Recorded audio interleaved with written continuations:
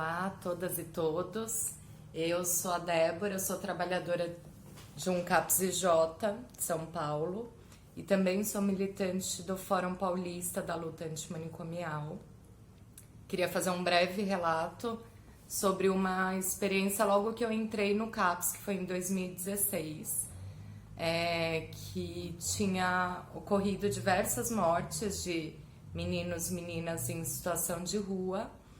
E no centro de São Paulo tem um coletivo que chama PIVALE, que é Projetos Integrados do Vale, que é composto por trabalhadores que atuam na rua com essas crianças e adolescentes.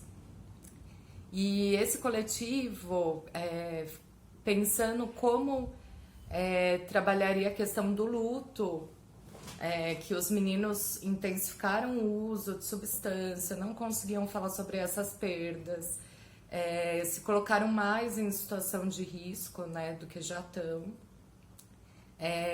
Então foi pensado um ato, que é o ato do não silenciamento de vidas e mortes de crianças e adolescentes em situação de rua.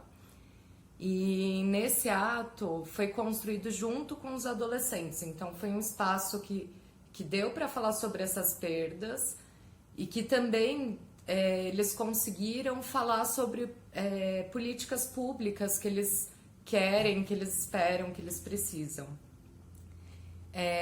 E no ato em si foi incrível porque eles foram protagonistas, assim, então eles estavam na linha de frente, eles que falaram, eles que puxavam, inclusive, fechavam a rua para a gente passar.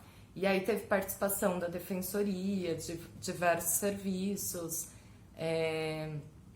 e que foi muito marcante, assim, e como o desdobramento desse ato teve uma audiência pública e que eles também puderam pedir coisas como local para tomar água, se alimentar, tomar banho, que é uma questão séria aqui em São Paulo, né, que a gente não tem um local voltado para crianças e adolescentes para tomar banho. E isso marcou muito minha trajetória por entender que as crianças e adolescentes também são sujeitos políticos, né? Eles também têm voz ativa e sabem o que eles precisam, né? Então, é isso, eu queria compartilhar com vocês. E agora a Brisa, minha colega de trabalho, vai falar um pouco também da experiência como que tá hoje, no meio da pandemia, essa atuação com as crianças e adolescentes em situação de rua. Obrigada.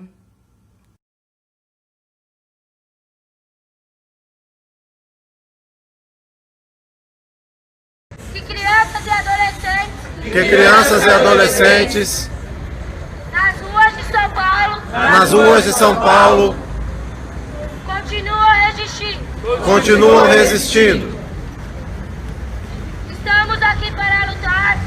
Estamos aqui para lutar Contra a invisibilidade. contra a invisibilidade E o silenciamento. e o silenciamento Dessas mortes e vidas. dessas mortes e vidas. É de invisibilidade que falamos.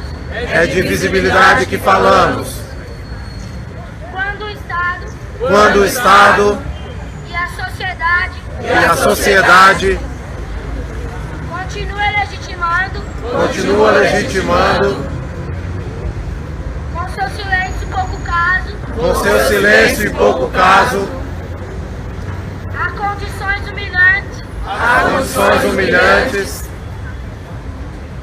os casos de violência policial os casos de violência policial e os assassinatos. e os assassinatos. É de visibilidade que falamos. É de visibilidade que falamos Quando algumas vidas não são consideradas dignas de serem vividas, dignas de serem vividas, de mortes que não são choradas. de mortes que não são choradas. Esse é o espaço Esse é um espaço construído e pensado para vivenciarmos o luto e a luta.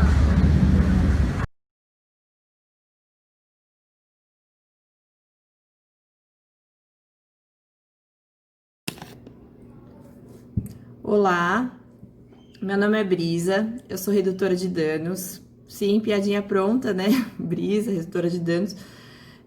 Eu trabalho num CAPS IJ aqui em São Paulo, que é um CAPS que já tem uma longa trajetória com redução de danos, porque acho que é um território onde tem muitos meninos e meninas, né? Muitas crianças e adolescentes em situação de rua, inclusive. E aí é curioso pensar, a princípio, né? Como entender o uso de substância na infância e adolescência sempre foi um terreno nebuloso, assim, né? Então, existe um desafio mesmo, entender o que é o uso de substância nessa fase da vida e, portanto, o que é redução de danos nessa fase da vida, né? Acho que já tem uma longa história em São Paulo, dos que se chamavam educadores de rua nos anos 80 e 90, que já faziam uma atuação com criança e adolescente em situação de rua e de certa forma já iam fazendo uma redução de danos, mas que não era chamada dessa forma, assim, até porque é isso, né? O uso de substância nessa fase, ele não é muito explorado normalmente, né? Tipo, nos estudos e nas publicações, assim. Então, a gente vai entendendo a criança e adolescente como sujeito de direito, vai entendendo que certos cuidados precisam estar lá, mas existe um tabu em admitir de que essas crianças e adolescentes podem estar fazendo uso de substância, né? Principalmente em situação de rua. Então, eu entro como RD logo no início da pandemia, então acho que 1 ou 2 dias depois que eu entrei no CAPS, as atividades normais foram suspensas. E aí a gente foi pensando nas ações do território que já aconteciam, assim, já acontecem há muito tempo, mas o que ações a gente ia fazer nesse contexto de pandemia. Então, uma das primeiras coisas que a gente pensou foi levar água para consumo para os meninos, porque a prefeitura instalou algumas pias, mas essas pias eram mais para lavar a mão e tal. E aí a gente foi entendendo que água era importante nesse momento, até porque normalmente os meninos conseguem água nos comércios locais e pelos próprios transeuntes, né? Coisa que devido ao contexto não tinha. E aí a gente foi levando algumas garrafas com etiquetas para que eles pudessem colocar o próprio nome na garrafa e não compartilhassem, né? Então, tentando reduzir aí também a possibilidade de transmissão, né? Porque então eles poderiam usar a garrafa tanto para consumir água, quanto para fazer uso de inalantes, que é o que muitos meninos fazem aqui na região, e para que eles fizessem de forma mais segura, né? Com menor contágio, né? Porque muitas vezes os meninos também vão buscar garrafas no lixo e tal. Outra forma que eu acho que é muito forte de pensar em redução de danos na infância e adolescência é pelo brincar. Então é curioso, porque uma outra atividade que a gente propôs era soltar pipa. E aí a gente só tinha um carretel de linha e os meninos pegaram essa mesma garrafa, né? Que eles usam para consumo e transformaram ela num carretel para soltar a linha. Então é curioso pensar como brincar, embora os adultos também demandem bastante brincar, né, nesses momentos, mas como brincar é terreno próprio da infância e da adolescência e como ele também vai se tornando possibilidades de outra possibilidade, né, para além do uso, outra possibilidade de se estar na rua ou de se estar ali que não seja unicamente em que a substância seja central, mas o brincar, e aí dessa maneira, né, os próprios indivíduos, os próprios adolescentes que estavam lá com a gente, passam a ser protagonistas e não a substância, né? Então é muito interessante e a própria ressignificação do objeto, né?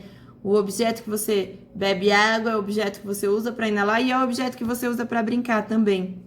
Então a gente vem pensando como isso é potente, assim, acho que o brincar também já é discutido para criança e adolescente em situação de rua há muito tempo, já acontece no CAPS há muito tempo, mas é interessante pensar nele sobre esse aspecto, né? Nesse viés.